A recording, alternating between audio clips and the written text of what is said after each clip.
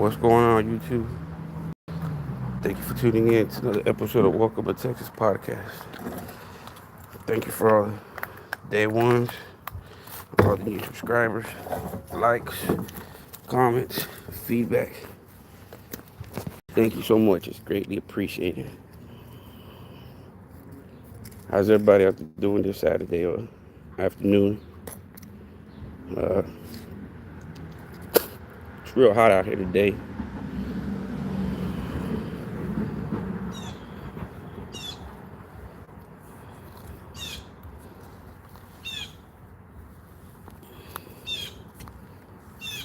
Let me see your face.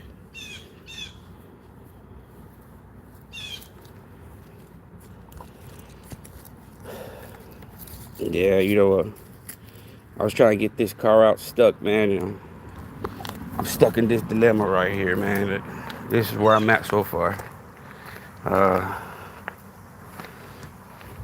that motherfucker, they don't want to come out, man.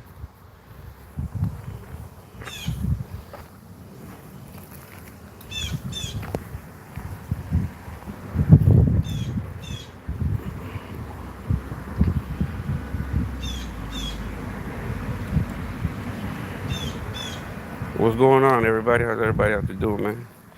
So what I'm going to do, man, I'm going to put this good tire, and I'll bring it over here to the front. Since it's a front wheel drive, hopefully it'll even it out a little bit.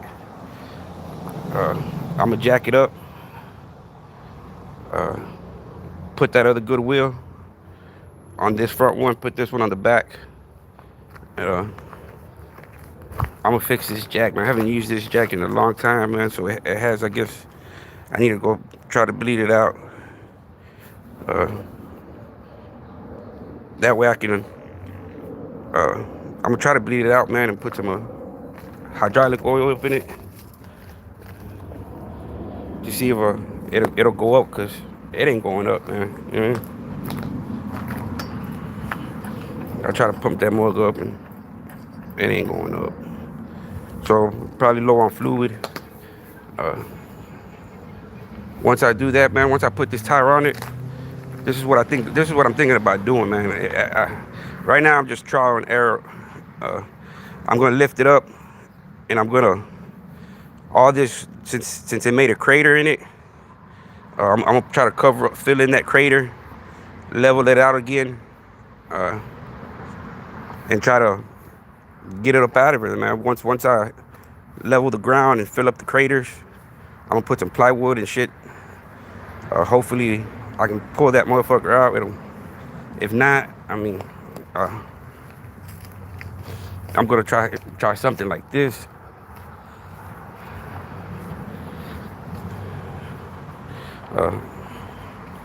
Put a little winch on it, man. I don't know how strong this winch is.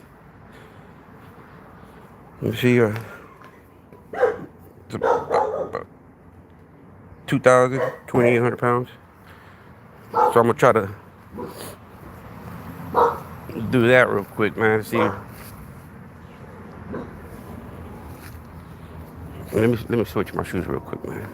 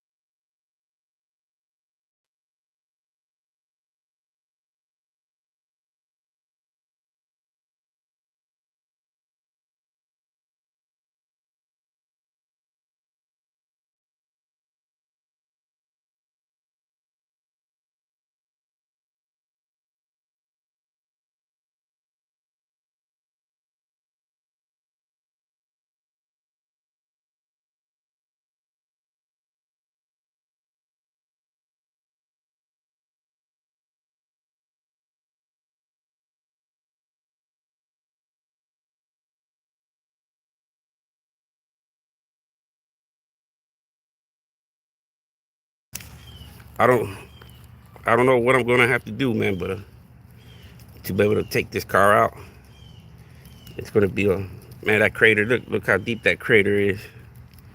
Fucking, it's already fucking. But maybe once I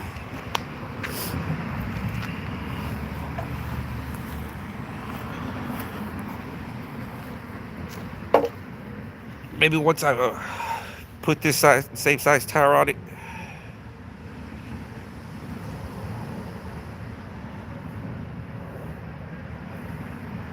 Oh yeah, man. I stopped fearing man a long time ago, man. I don't fear any kind of man, man. Once I realized what I could do, that everybody bleeds the same. I really don't care about no man, man. Never feared a man. Ain't nothing that a man can't do that I can't do back to him.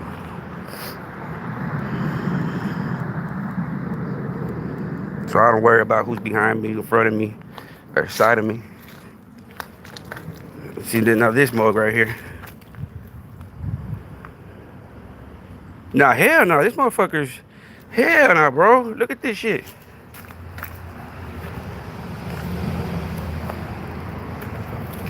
That's what you call the pit maneuver.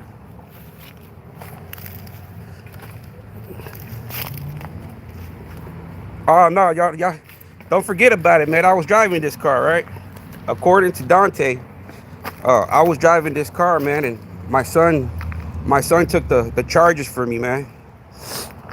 According to Dante, he said I was driving this car and my son took the charges for me. All right. But I ain't a piece of shit father like that, man. And let's say if I was even in this car, man, I would have taken the charges for my son. It would have been the other way around, man. My job as a father is to protect them. Right? My record's already fucked up, man. I already have a criminal record. So if I would have been in the position to, you know, get him out of it and let it fall upon me, I would have, man. Right? I would have. Because that's what, at the end of the day, man, that's what a father does, man. You know, I know I'm going to support my son regardless, man, good or bad, man. Right? That's just the way a father's supposed to be, man. I'm not going to turn my back on my son, or if he does something stupid, I might not be proud of it or anything, right? But at the end of the day, you know, he's my son, man. So I'm always going to be there for all my kids, man, regardless if they're right or the wrong. Right? That's just the way.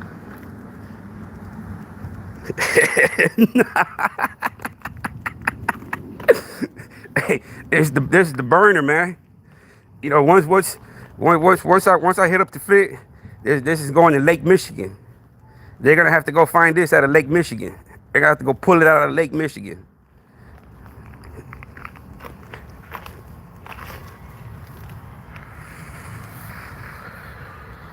So hopefully, man, I don't know. I'm waiting for somebody to come over and give me a couple of head right now, man. See if we can get this shit out the way. Cause this motherfucker to stay running. I can get it.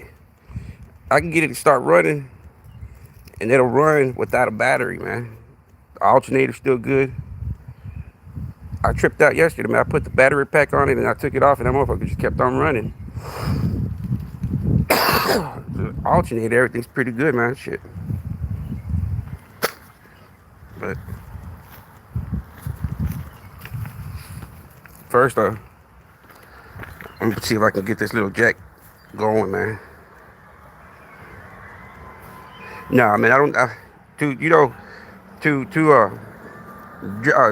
Drive-bys, man. I've never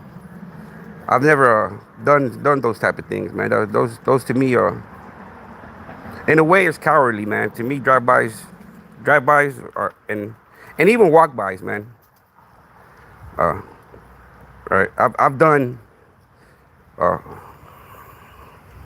Not no drive-bys, right? I don't like drive-bys, man. I go up, you know what I mean? I'm trying to get in. I'm trying to get in the motherfucking. You know what I mean? I don't do drive-bys, man. I couldn't. I don't agree with that, but to me, those are just cowardly acts.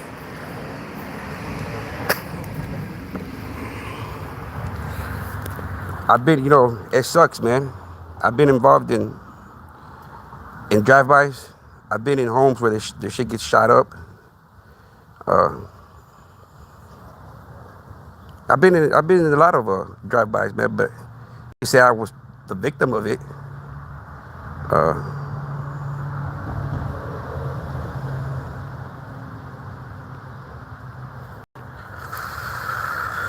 But there never no drive-bys, man. That's too cowardly.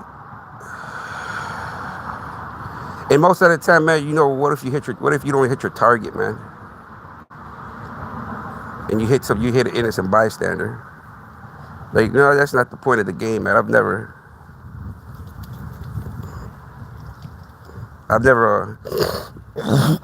don't get me wrong, man. I got a lot of friends. Yeah, man. There's nothing to see when you there's both sides of the field, man. Sometimes you're playing offense, sometimes you're playing defense, right? You can't always be playing offense. And in a way, when you're playing defense, at points you become a victim, man, if you're not careful, right? When I say defense, hey, man, when they see you at the gas station or they see you at the store, get ready for them to unload on you, right? So what is it that you become? You become a victim. That's the honest truth. Offense and defense. I've never been a victim, man. I've never been shot. I've never been stabbed. Right? I've been jumped. I've been jumped and, robbed for my jewelry from the own dudes from my own neighborhood. But they just did it, like, since I was the new guy, they didn't really know, right? I'm in my own city, I'm in my own hood, but at the other end of my hood, right? We know each other, but we really don't, because we're from the same hood, but different ends of the hood. We kick it with each other, we're good, but just different ends, right? I mean, like I said, one time, man, it's not like people didn't try to stab me or people didn't try to shoot at me, man. I've been shot at from, like, I say,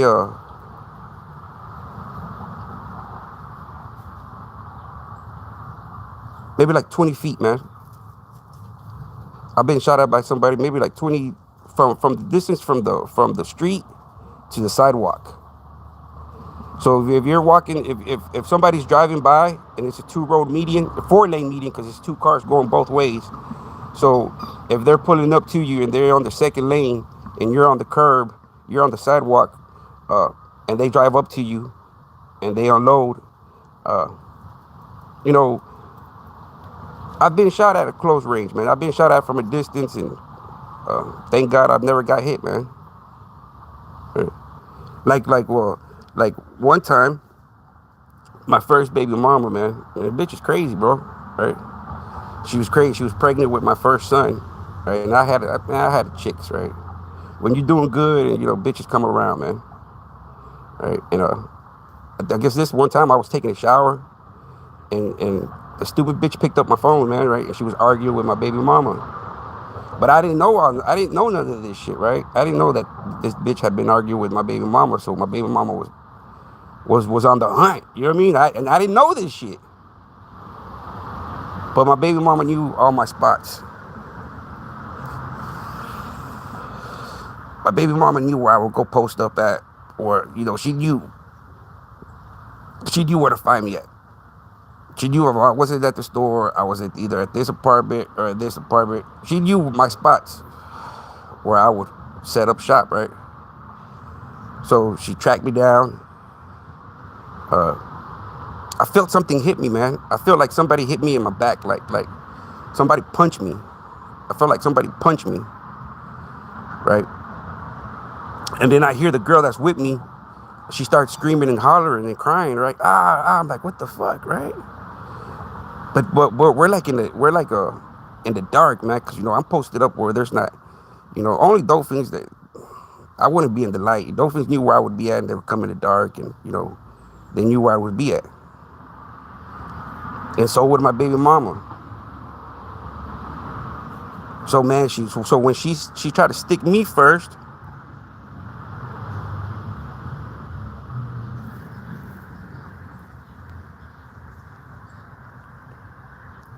Car, you never got that. Nah, bro. I don't see like me, man. I've never been a. There's levels to this criminality, man. On the streets. I've never been a fucking dope fiend. I've never been a purse snatcher. I've never been a radio snatcher. I've never been a car burglar. I've never been a burglarizer. Burglarizing people's homes or apartments. I've never been that kind of criminal, man. A petty thief or my crimes are always getting money, man. Getting money. Right. And me getting money wasn't just robbing folks or breaking into people's house being a thief, man.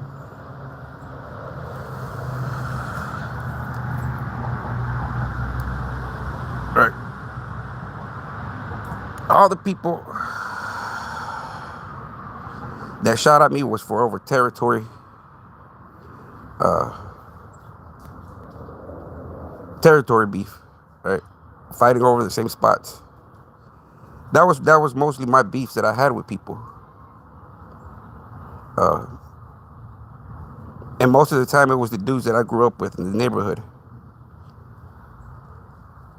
So it was basically kids that we grew up together playing football, basketball at the rec center, and everybody grows up and starts doing their own thing. Everybody splinters off to their own. Everybody has their own crewed out.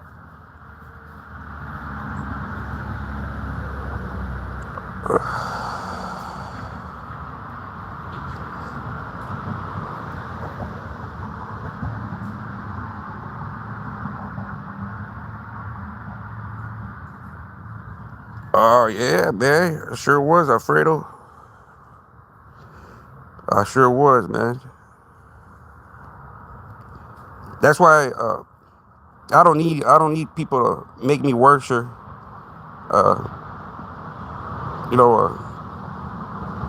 I know what I've done. I know what I haven't done, man.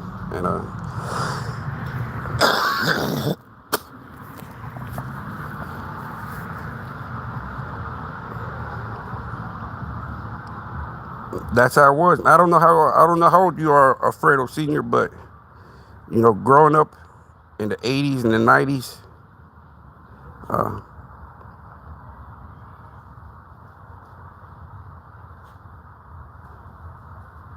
I see my first body, man.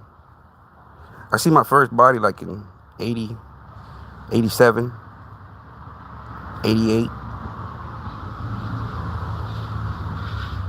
And in a way, man, it's kind of traumatizing, man. And since we're talking about man, check this out, man.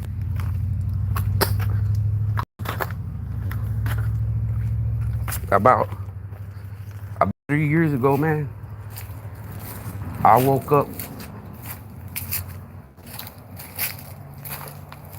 and there was a dude hanging from that tree right there. You see where that branch is cut at? Up there? That limb? Y'all see it right there, man?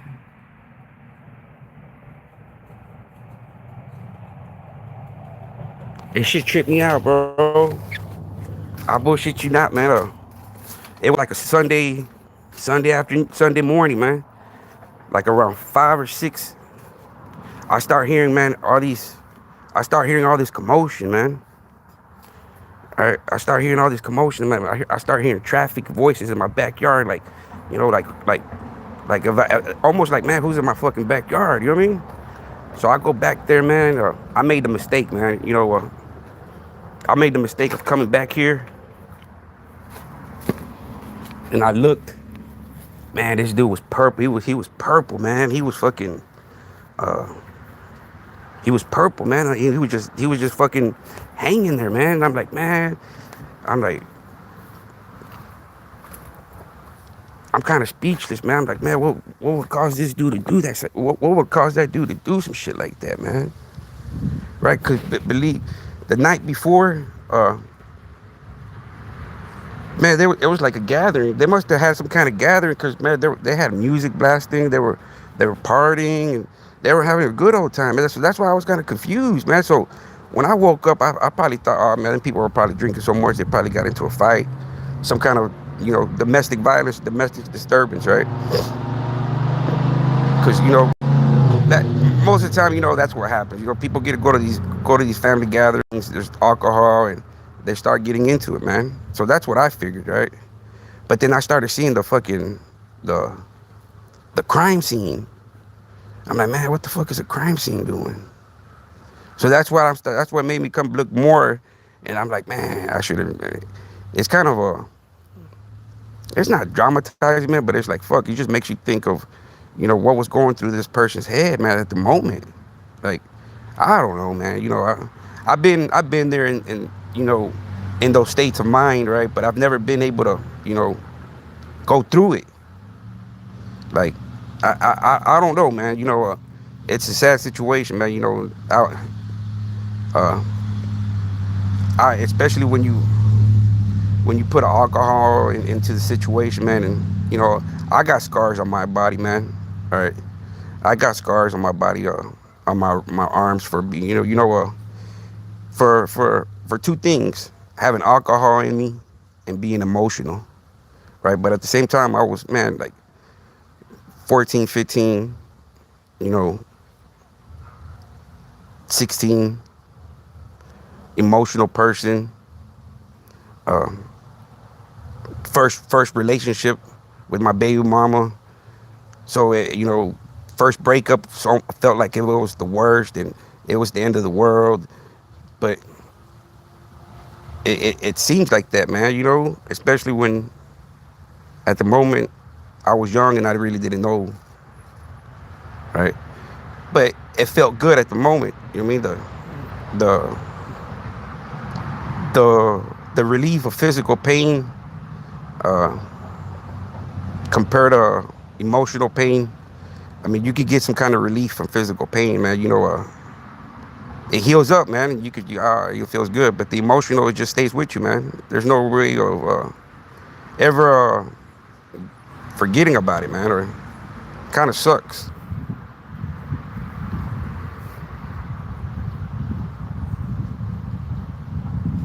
Yeah, that's crazy. That's crazy, bro. On a chain track.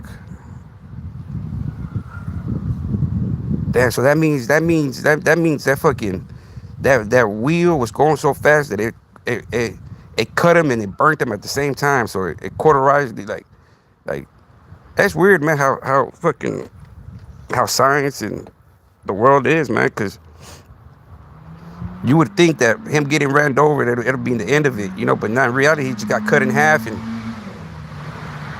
the wheels being so hot, just because that's what they would do back in the day, man.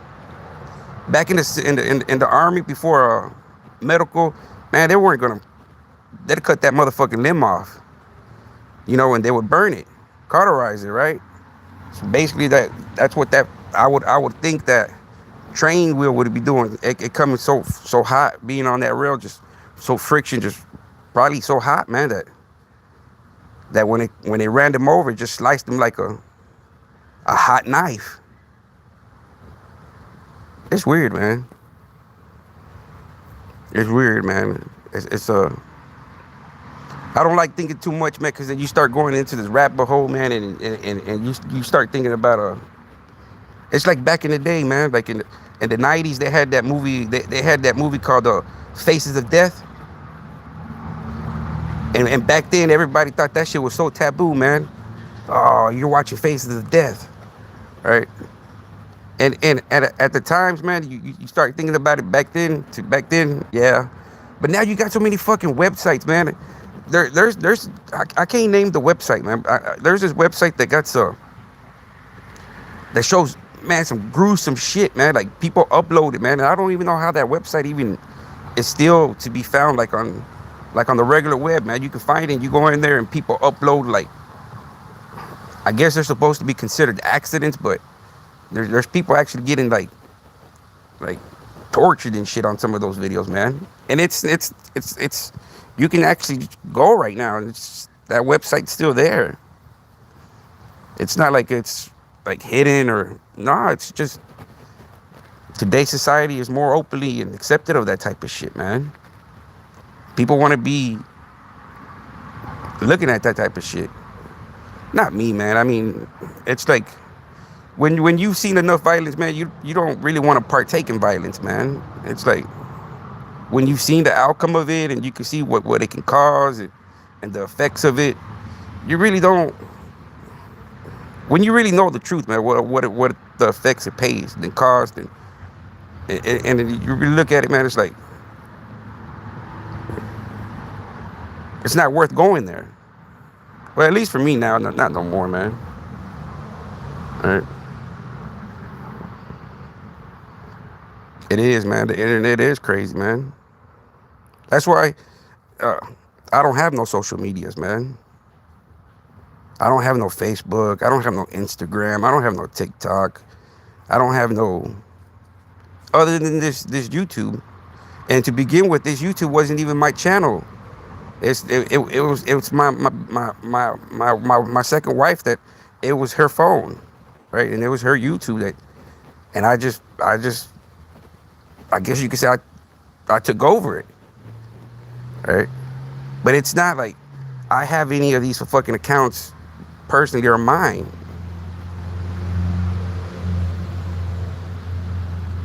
Hey, chicken lover.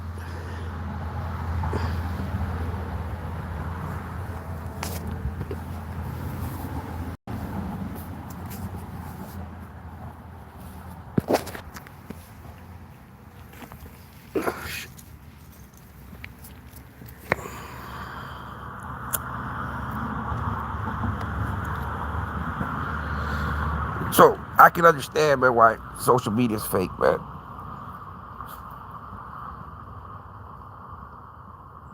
And it took me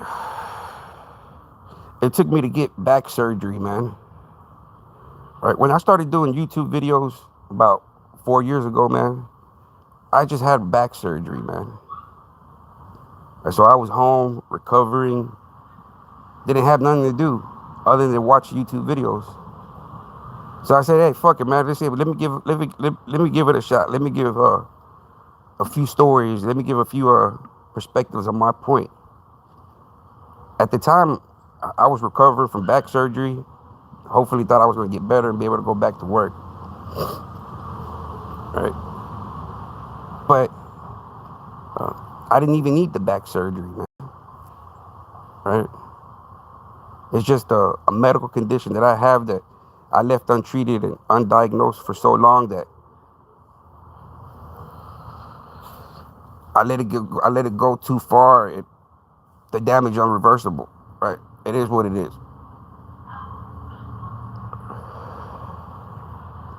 I got the back surgery done, so I was I was going to therapy, trying to see if I can tell my side of the story from my area, and that was it.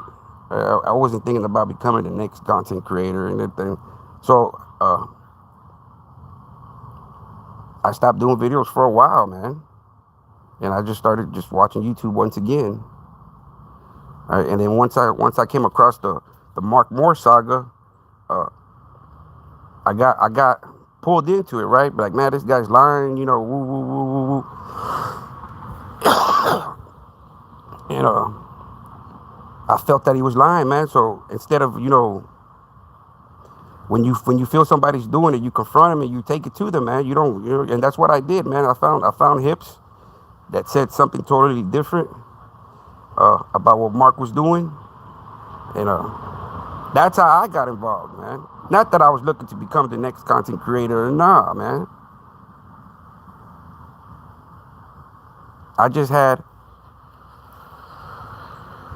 free time.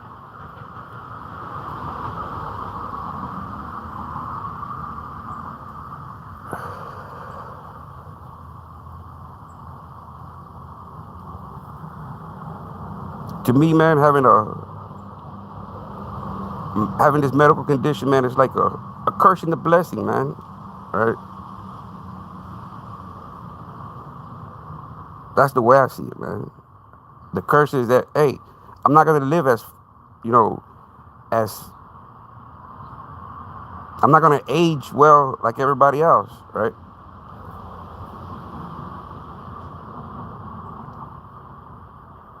I'll be happy if I make it to the 60s, man. All I'm asking, man, is just see my youngest son graduate, man, and him become a man. That's it. And I'll be happy there, man.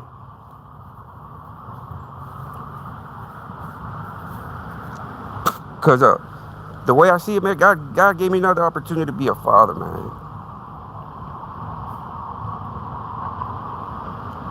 First time around with my first two kids, just because I was a provider,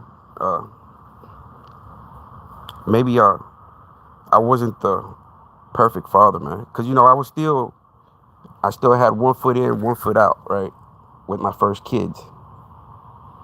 I was still doing, you know, I didn't know what society I wanted to belong to. Let's get it like that, right? That I still want to be in the black society, in the black market society, in the outlaw society, or that I want to be in the contributing member society. But as I started getting older and older, I started becoming a contributing member of society.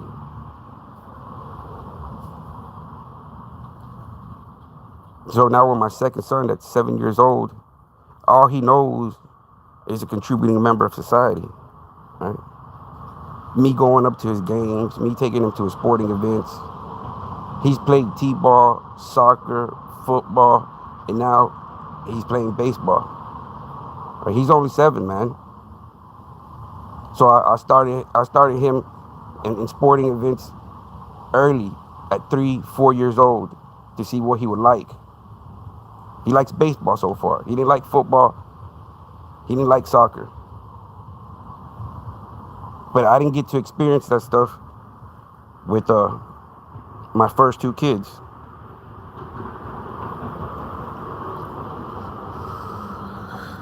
Nah, I'm not going.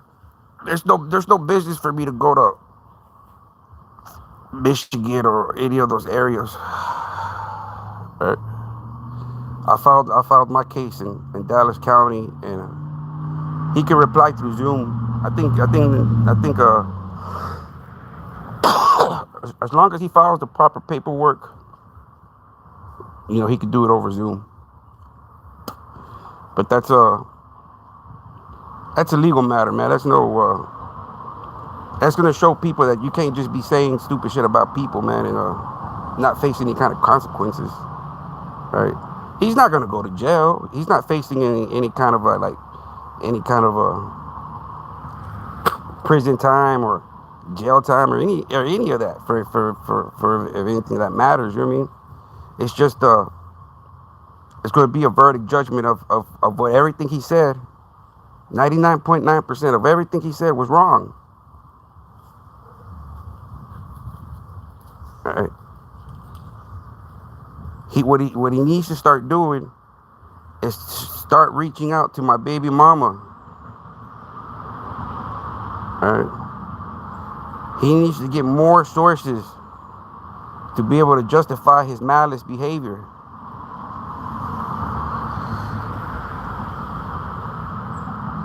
The intent.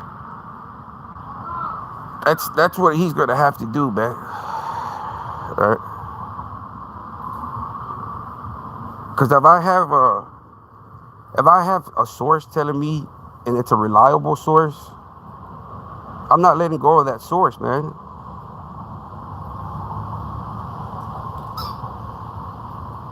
Until I get what I need. It's like hips. Right? Once I found hips, I compensated hips. Right? Because I needed hips to be around to, to tell his story. Once Hips told me enough of his story that's already recorded, there's no use for him. Right? But I can still get in contact with him in case he ever wants, hey, what's going on, Hips? Right? Let me toss you 50 more bucks, man, for you come and tell us some more stories about Mark. So Dante should do the same thing with the resources, man. Whoever told him all this shit. But at the end of the day, being a journalist, a public journalist, a content creator, it's your due diligence. As you claim to have a YouTube manager, that YouTube manager should have said, hey, man, we got to fact check, man. We can't just be going off hearsay. She said, he said, don't work in courts. What gets proven in court is if you can prove with audio, video, recordings of the malice behavior, the intentions were pure malice, the cyberbullying, everything will be there, right? An honorable judge will be able to dissect it and see the case for what it is. Right? She has to understand of why it all started. How did I insert myself into this? Right? Well, you have to watch the documentary. What do you think an honorable person, a judge, once they watch why it all started, right? And what I did, what was my role? How much at fault am I for the defamation of my character? How much at fault am I? Well, shit, I didn't do nothing but find victims to collaborate that the story was real. There goes the video from Jonathan Schwartz, right? We got the video. Well, I have the video recorded with Jonathan Schwartz. Comes out and automatically admits that that video is real. Right? So now this is the producer, the filmmaker, everything behind this film. She's going to be able to hear what the producer, Jonathan Schwartz, calls Mark Moore. So not only is that going to validate and solidify that the documentary was real, right? So now I'm going based off fact statements. I'm going off facts, right? Because Jonathan Schwartz says that documentary is accurate and real. So I'm not going off of defamation off anybody or slandering, or I'm going off of facts. Facts, actions, and statements, right? And by me going by the facts, I get attacked by a bigger content creator, bigger platform that knows the policies, that knows the rules, that knows the doxing, that knows the bully tactics to try to silence me by assassinating my character.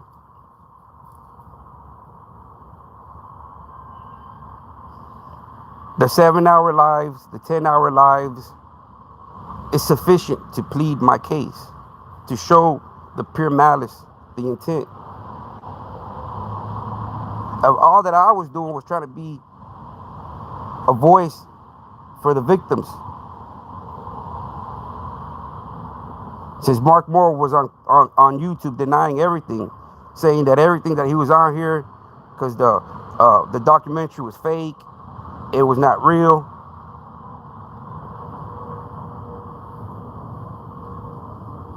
So I came at it with nothing but facts. I didn't come on here with slandering anybody, any kind of body defamation of anybody's character. Far from that, man. Right? So an honorable person, an educated person that knows the laws will simply know that my defamation of character was assassinated.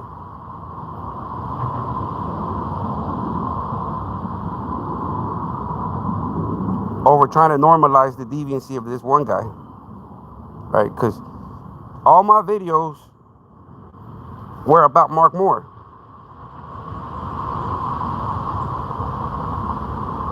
You can go look at my videos. My videos, you can consider them defensive videos, right? Trying to defend myself as the best as I can to a bigger identity, a bigger network.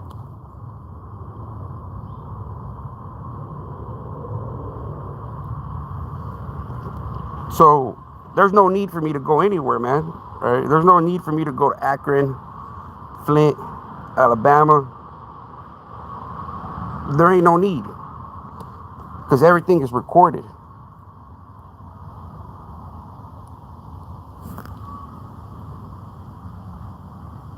On the network when I'm getting bait. Yeah, you got to be careful, man. You got to be careful on who you trust, man.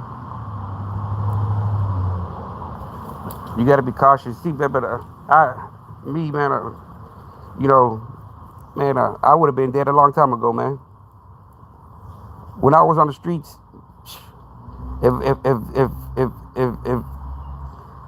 if it's not the way that I'm gonna tell you one story, man. I'm gonna tell you a story. Like I said, man, all my beefs in my neighborhood were over territory beefs. Okay. I'm gonna tell you this story, and then I'm gonna end it, man. Okay, I'm gonna give me something to eat and chill.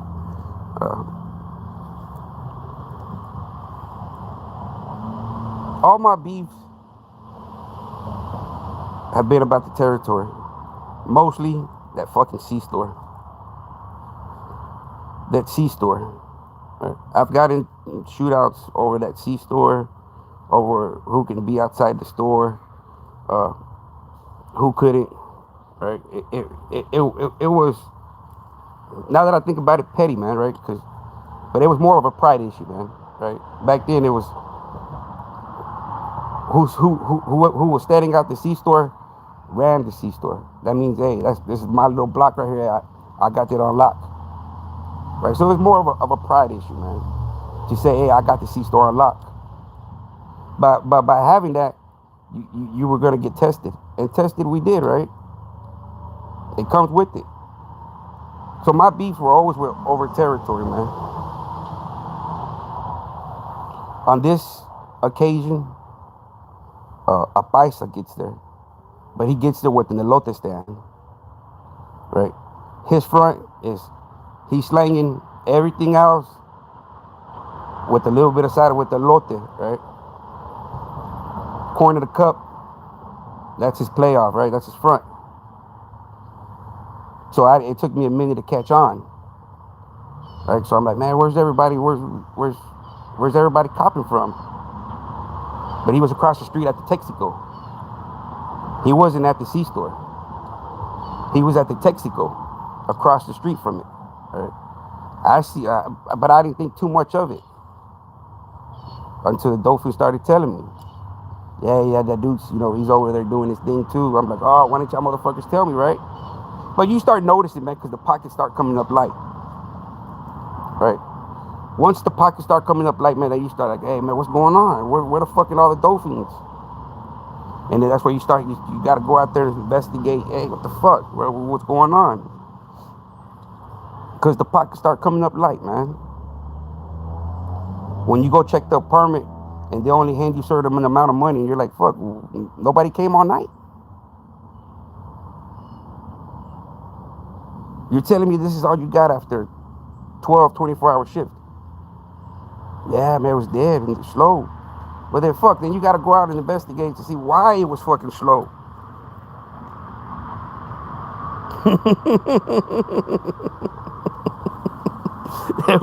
The Frito chip. Yeah, good. And the Spicer man, look, he moves in, right? So I catch him at the C-store, right? He's pumping gas, but he's actually serving somebody, right? At the gas station at the C-store. So I see, like, man, I'm already, back then, man, if I'm sort of a hothead right now, I used to be worse, man. I used to be shoot first, ask questions later, man. Right? I didn't care. So I walk up to him. I go up to the driver's side. He has the window down, right? So I put I take out my iron and I hit it against the door. I hit it against the door, right? I don't take it out. I don't let everybody see it, right? But I take it out and I hit the barrel against the door, right? He knows, I know what that noise is, right? It's just common. No, it's just common. I said, look out, bro. I said, ya te dije, right? I let him know what it was. He's like, all right, man, it is what it is. Cool. I'll move around. I'll leave my stand there, and it'll just be the stand. I'll go back to Webb Chapel, right? Because he came from Webb Chapel. I'm from Royal Lane, man. I'm from Royal Lane, and Webb Chapel's like the next street from me. You know, Walnut Hill. He's from Walnut Hill and Northwest Highway, that area, right? So later on that week, a Dauphine chick picks me up, right? And this Dauphine chick, she was good, man. You know, she would always bring high clientele dudes. What I mean high clientele dudes that would spend 100 plus, right? Anybody that would spend 100 plus with me, you know, hey, because I was used to fucking dudes coming at me with $5-10 every day, right?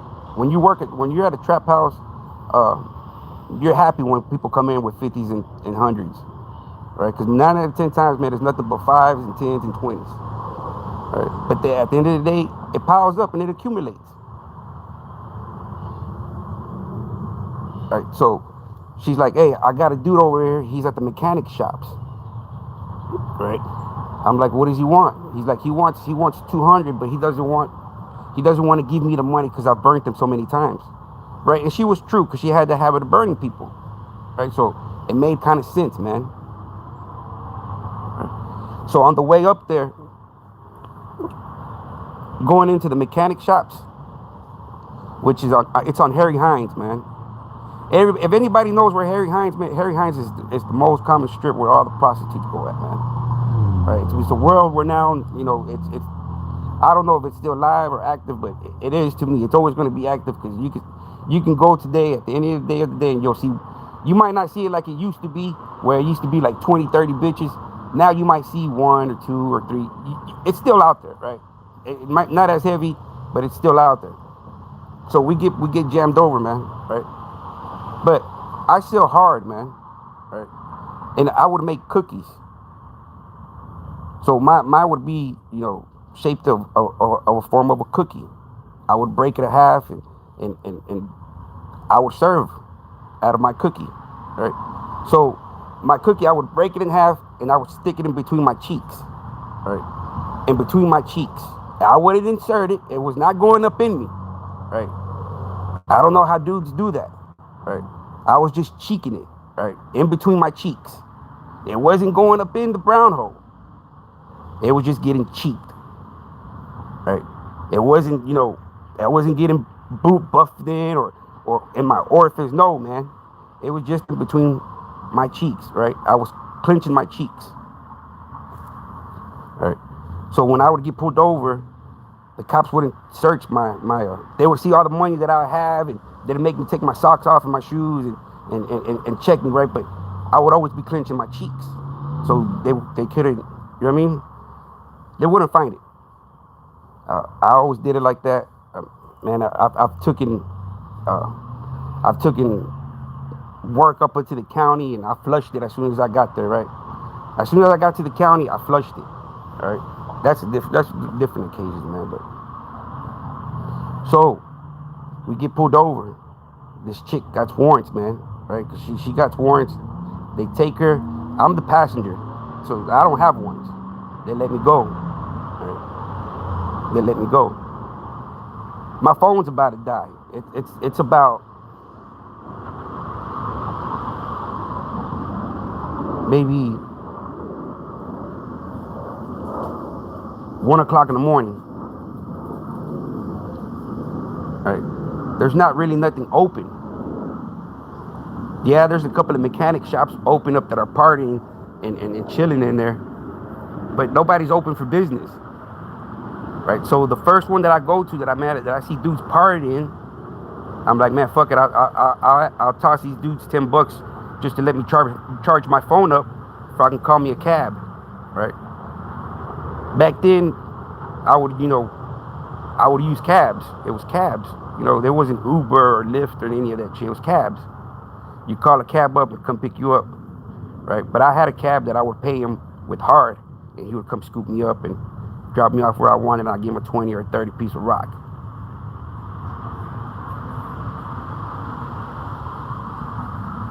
So the first fucking place that I go into, I see they're paisas, right? They're drinking it up, you know. You can see that they're skitzing because, you know, their eyes are fucking wide, you know, their jaws are tweaking. You can tell these guys are doing something, right? So I'm like, hey man, you know, can I give y'all $10? And the dudes are like, yeah, go ahead, man. There's an outlet right there. Dudes are being friendly as cool, so I don't take too much of it, man. Right? They're being cool. They're like, yeah, no. They're like, no, don't worry about it, man. Don't keep the money. Just if you want to just use you want to charge your phone for a few minutes, go ahead, charge it up right there, man. They were being real cool, man. But as I'm charging the phone, as I go to plug up the phone and set my phone on the table ready to charge, I hear a voice, and I'm like, man, that's the fucking voice that I just spoke to. I told something to not too long ago, right? So as I turn around, it's the dude that I just, you know, told him to move around. So he's like, oh, look what we got here. I didn't give him nothing else to say. I dipped. I left my phone there and I dipped running. I took off running, man. Right? I'm not gonna lie. I didn't have a gun on me. I didn't have nothing on me. Right? I just got pulled over, searched. I don't have nothing on me. I don't have a gun. Right? At that time, I said, fuck it. That's my money-making phone. Hey, my life is worth more than that piece of shit phone. I'll make that phone back up again. Right? Because that's where everybody was calling me, that phone. Right? Or they were gonna find me at the store. Right? That was my money-making phone. So I dipped, man. You know what? I wasn't gonna give them dudes the opportunity to cause me any harm. Right? I wasn't gonna give them any reasoning or explaining them to do. Oh man, let me make it. Nah, man. Right? Because I knew what I had done. I played with his life. Right? By me pulling it out on him and letting them know, hey. Right? So he had me there. Right? So I took off running, man. Right? They didn't come and chase me. They didn't, you know, as soon as I came around the warehouse to Harry Hines, you know, I'm thinking that these guys are you know, following me or chasing me in the car or something, right? Nah, but they thought, nah, this dude's gonna come back. He left his phone here. Right? He's gonna have to come back.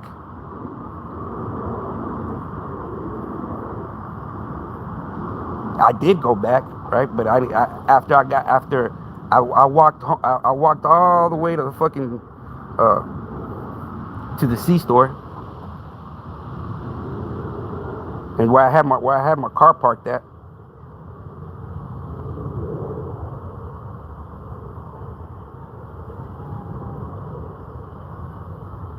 So it's kind of I've been in situations, man, that if I don't think ahead of time, my life would have been ended numerous times, man.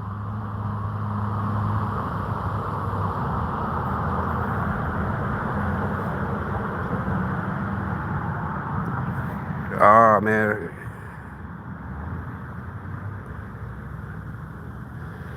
It says to the FBI, we are fucking coming for you, Holmes. Nah, man. You know, all this is basically hearsay, she said, man. You know what I mean? I could just be how can you say, embellishment, man. You know, it has to be proven.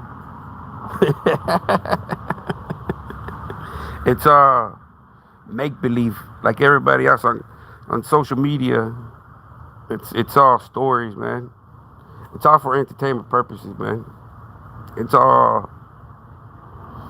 for fun and giggles, right?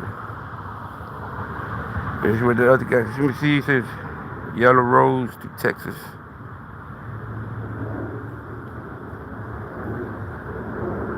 They say that oil looks gay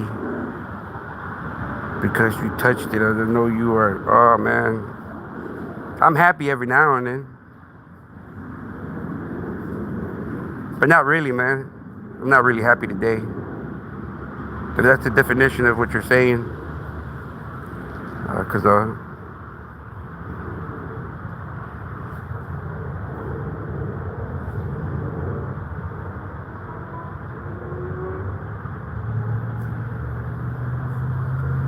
and I don't know, man. I'm gonna get Bobby. Bobby's gonna start calling in pretty soon, man.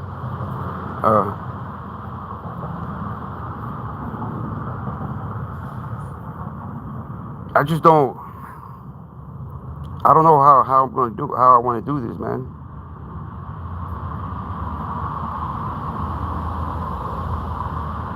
Cause I was thinking about doing a two panel person show, man, with Bobby and another dude from Texas, that are very knowledgeable, man. Cause Bobby's like, man, look, I'll call, but I don't want to. He wants like a debatable, talkable type of deal. He doesn't want to be calling on the phone and him talking to himself. I understand that. But at the same time, man, I'm not as, how can I say, I'm not as intelligent to even be debating somebody like Bobby. All right. I would rather find somebody else that's, that has the background, similar backgrounds, knowledgeable, and it's not no argumental, debatable, man. It's just like two convicts for the same kind of background, just talking about it, man. Talking about the experiences on what, back then, today, and trending news, man.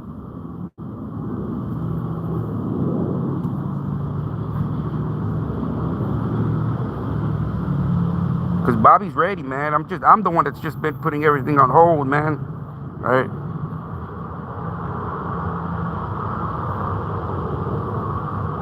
He wants to talk about how, I guess right now everybody in TDC, man, that he's like, they're taking up their tablets, but that's their only way of communication. That's their mail, and in reality, that is their mail, man. That they're doing like collectively punishment. If one gets in trouble, the whole dorm gets in trouble. So he wants to. I guess not. I don't know if you would consider corruptions or maybe, in the legal. I'm not as qualified as Bobby is to speak about that topic. You know what I mean? Because to me, I would call something like a scam, and maybe it ain't a scam, right? And I don't want to be put in the wrong vocabulary and verbiage on certain things that when it comes down to it, it's not that, right? And I'm not a political person, right? I'm not for Trump. I'm not against Trump. I don't know too much to be for either one, right? And that's just the honest truth. But when I talk to Bobby, Bobby don't like Trump, right? He calls him a racist, and he calls him all this, and he compares him to Adolf, and but this is these are Bobby's beliefs, and I don't know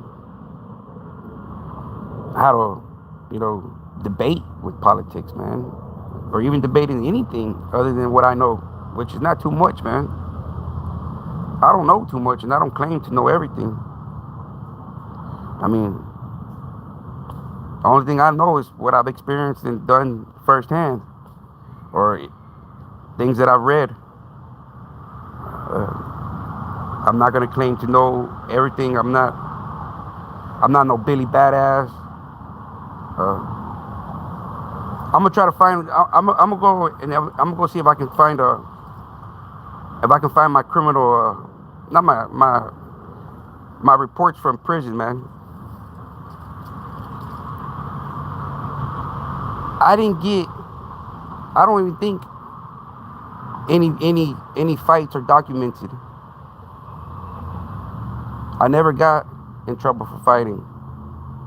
When I was in prison, man, my trouble was for 30 fucking UAs, man. Right. Dirty UAs. This is why I got cases. Right? My cases were for trafficking and trading.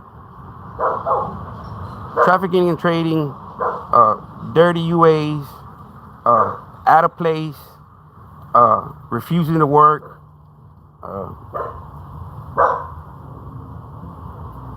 and that's about it, man. But by having dirty UAs, man, it lowers your custody, man. It lowered my custody all the way to fucking close custody, right? I went from minimum to close custody in a matter of fucking months, right? In a matter of months, because I hit the prison and I hit the unit. I hit Central Unit, man. When I went to prison in 2001, the first prison that I went to was Central Unit, and that prison is no longer there. It's there, but it's shut down. Right? It's one of the, I think, if not one of the old, it's one of the oldest prisons as well. It was a plantation at one time, right? And I worked those fields. I went to 3 prison units, right, with the fucking 2-year sentence, man. So as my custody kept on changing, my environment started changing. I mean, I was starting to be around other people with more time, right? I ended up around people that had life sentences, 45s, 85s, 65, 75. Do you know how awkward that felt, man? That it was kind of, I felt disrespectful to these guys, man. Just by telling, hey, how much time you got, homeboy? I wouldn't even want to tell them, man. Because it was like ashamed. I mean, like, all these dudes got 45, 75, 85, 65 life.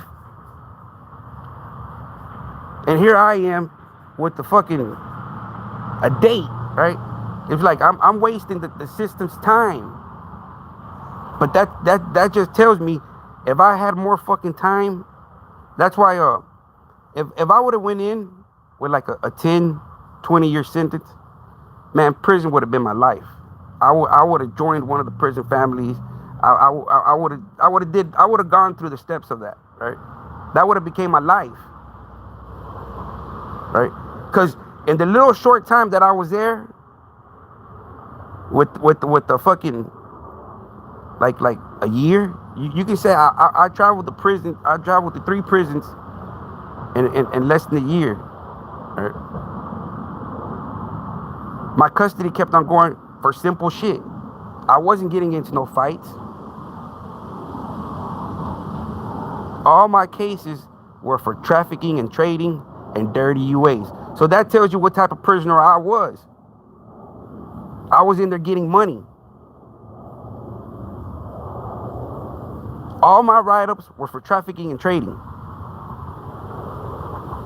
Out of place. Dirty UAs.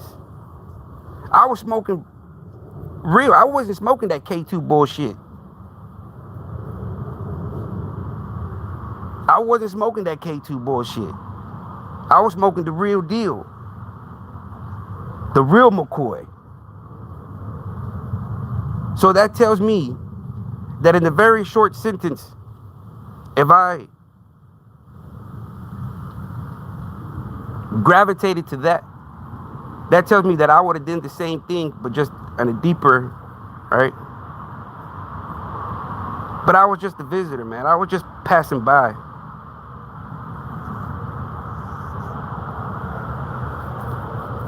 I was just passing by, right? But the little time that I was there, man, I seen it all.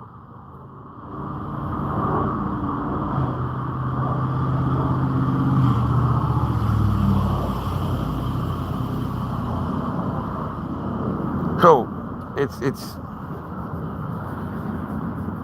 that's why I never went back, man. Because I already knew what was down there. Wasn't too much. There wasn't too much going on, man. Yeah, you can make money, but it's like you can make more money out here. You can make more money in the free world than, yeah, you make more money compared to the status of everybody else who's living there, right? Because shit, 85% of the motherfuckers are probably broke. So compared to the living status, yeah, you're balling in there, man. So you're like, yeah, but like I said, man, for me, if I would have had a 10, 20-year sentence, it would have been different for me. I would have probably ended up catching more time down the road, right? Because if I was involved into selling stuff, there was going to be a point in time that somebody wasn't going to pay me. Right?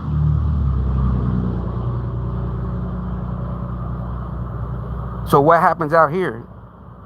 Well, I was used to when somebody didn't pay me out here. Hey, I gotta go take it to them real quick, right? Or somebody does something to you, take it to them, right? If you robbed me out here and I found you, best believe I'm gonna find you and I'm gonna give you something to remember. So in prison, I would have had no choice but to do the same thing, man, right? So, I thank God that I didn't end up, right? It is not to say, man, that I wasn't out here doing shit, right? Believe me, man, I was, man. Ain't nothing to be proud of, right? I'm proud that I didn't go to prison for a long time, man. That I don't use prison as a badge of honor, right? I went to prison for a fucking argument, right? With an argument of the stepdad of my first baby mama. An argument which led into me kicking in the motherfucking door and fucking him up. All this is public knowledge, man. All right, everything what I tell you is public knowledge. It's not like I'm making shit up and or I'm hiding the fact of why I went to prison. No, I went to prison for burglary of a habitation. All right. If you go look at the legal terms of burglary habitation, that means I went in there after hours and my intent was to burglarize and lethal property or whatnot, right? But that's the gist of it, right? That burglary habitation. I broke into somebody's habitat while they were there, right? That means they were there. If it was a burglary, it would be a simple burglary. But when it's burglary of a habitation, that means somebody was there when you burglarized that place, right? But if you go look at my transcripts, I didn't burglarize. It was my first baby mom's apartment, and the stepdad lived there, right? So the dude, he was already a prison gang member, man. But I didn't know that because I was, 17, 18 years old at the time. I hadn't gone to prison yet. I was about to because of that shit, right? And plus, man, it was my fault too, man. Right? Because I had a lawyer, and I took it. The lawyer was like, man, look, we'll give you 2 years probation. I'm like, oh, well, give me the 2 years probation, right? They gave me the 2 years probation. Not once did I go report. Not once did I do anything, right? I felt like, hey, whatever, right? And when they arrested me, they said, okay, man, you don't want probation, so now you're going for the 2 years, right? So it's not like I went to prison for like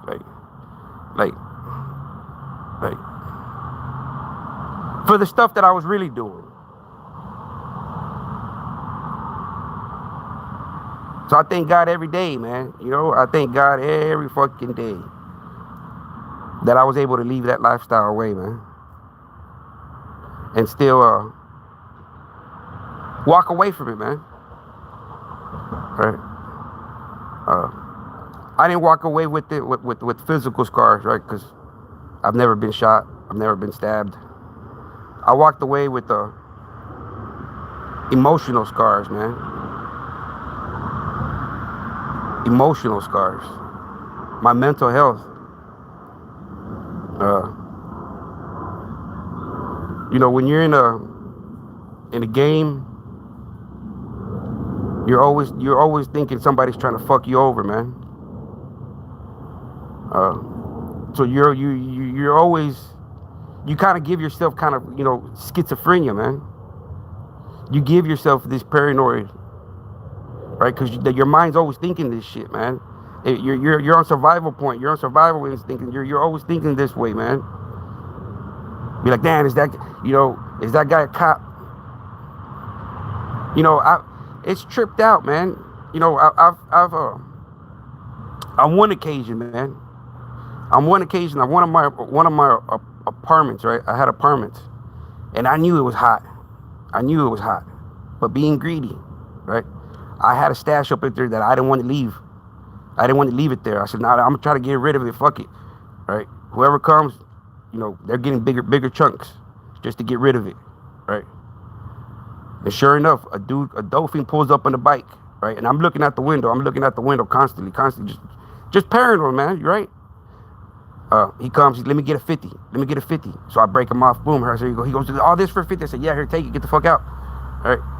So as soon as he goes down the stairs and hops on the bike, I see him get tackled. Right? In my mind, I'm like, is it a dolphin fighting with them or what the fuck? Because the dude was, I couldn't see that he was all blacked out. Right? His uniform was dark blue. It didn't really have any kind of lettering on it that made me think there was a cop. Instantly, right? Until after a while, I see this guy get him in a fucking like a chokehold and a tussle, and he gets him. I say, oh, that's a fucking cop. But I said, oh man, that got to be the local patrol. Right? If that's the local patrol, they're gonna have to deal with him because he's fighting. Man, what I did, man, I stashed everything. I jumped out the back window, and I took a loss, man.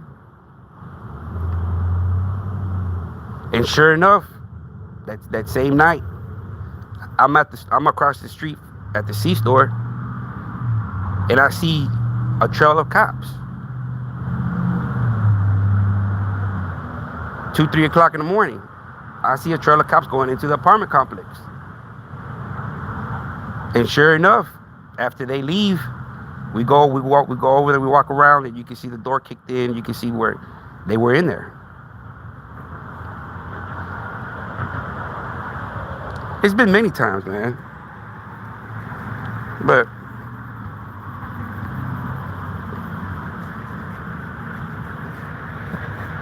that's what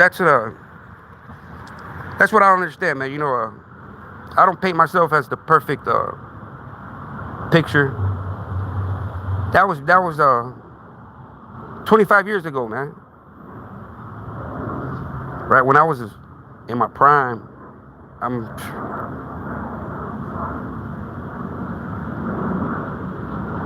it's been 2 decades for me, man, since I participated or did anything immaturely. And that's why I know I'm not perfect, man. I know I myself smutted up my own name by having a criminal background, right? So I don't need nobody else's false statements defaming my character more than what I've already damaged in my own self, right? Let me damage my own character, man. I think I've already damaged it enough already, right? For some piece of shit to come around the corner to start defaming my character, right? It's like, man, I'm already trying to fix my own damage, man. I'm already trying to wrong my rights as being a contributing to the bad society at one time. Right now, all I can do is be a contributing member to society, man. It's almost like I'm getting to relive my life, man. Not only am I getting to be a father again, but I'm getting to be a citizen, man, of my community, right? I see a crime, I report it. If I can help somebody, there's times, man, that I see dogs out here running, man. And you know what I do? I take him to the local vet because the local vet houses him. And every time that I've taken the dog, thank God the dog has been microchipped, man. Thank God that the dog's been microchipped. That, yeah, if the owner pops up, they don't give you the owner's name or number, but they're like, we'll call him for him. But thank you for bringing him in. We're like, oh man, thank you. Like, as long as he has somebody to come pick him up, you know, that's what a contributing member, because that could be your neighbor's dog down the street, man. You know, somebody in your community's dog, man, that you don't want him to get ran over. I'm trying to do everything that I can in my power to fix my image, right? Yes, I got a criminal record. Yes, I'm an ex-felon. But at the same time, that gives nobody a right to defame my character more than what it already is with false statements.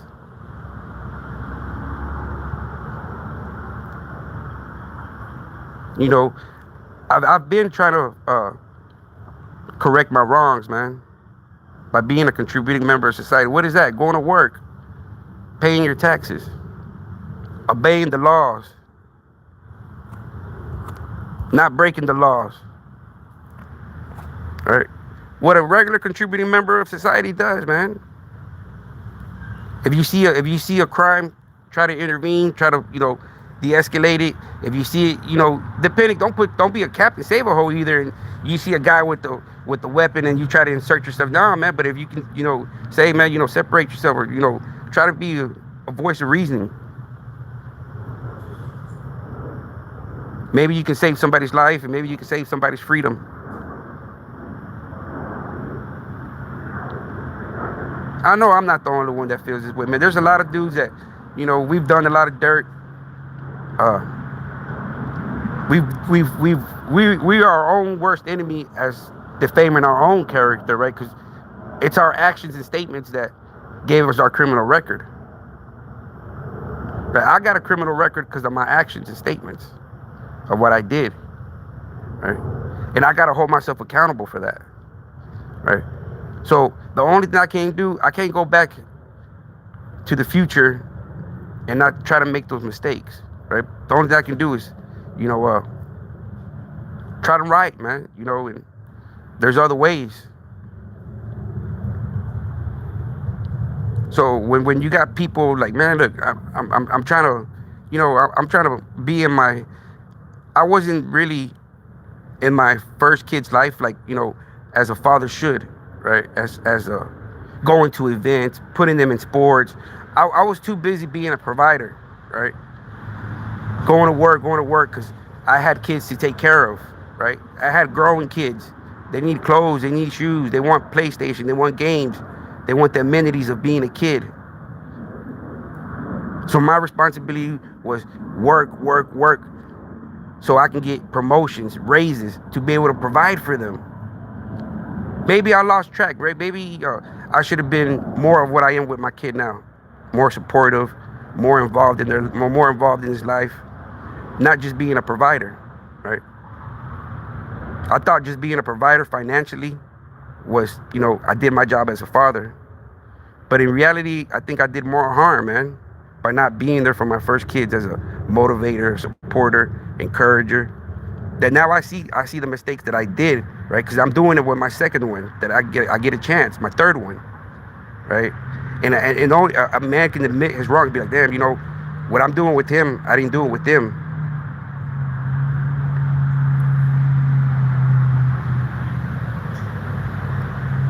So it is what it is, man. It is, man. So I've been working myself, man. I go to my kid's 7-year-old. He got friends. They got gatherings. He plays sports where there's kids. All this defamation of character, it's damaging assassinating my character. Where I'm over here trying to fix my own wrongdoings, man. Shit that I'm really, did. I really, trying to be a better person.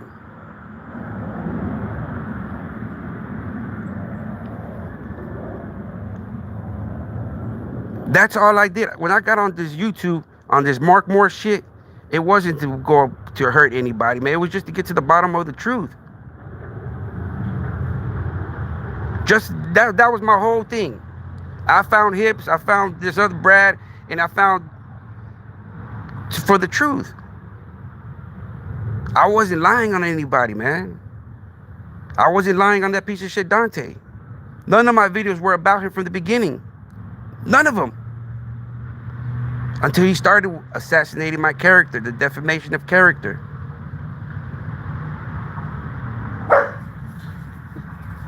The dude said some horrific stuff, man.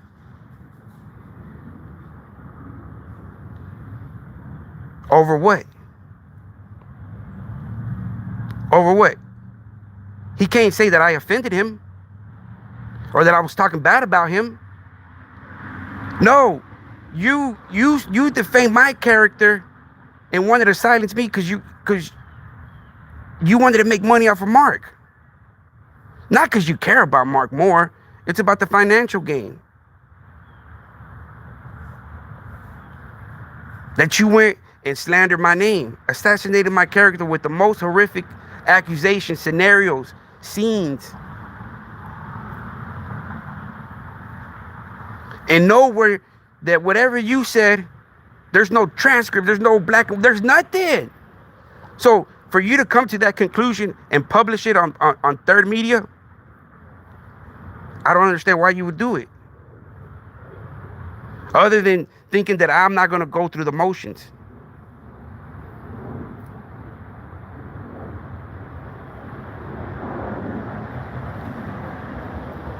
Your 10-hour live is going to do you in. That 10-hour live that you did, the last one with the rat face, I'll show it to you here when I get time, man. All right.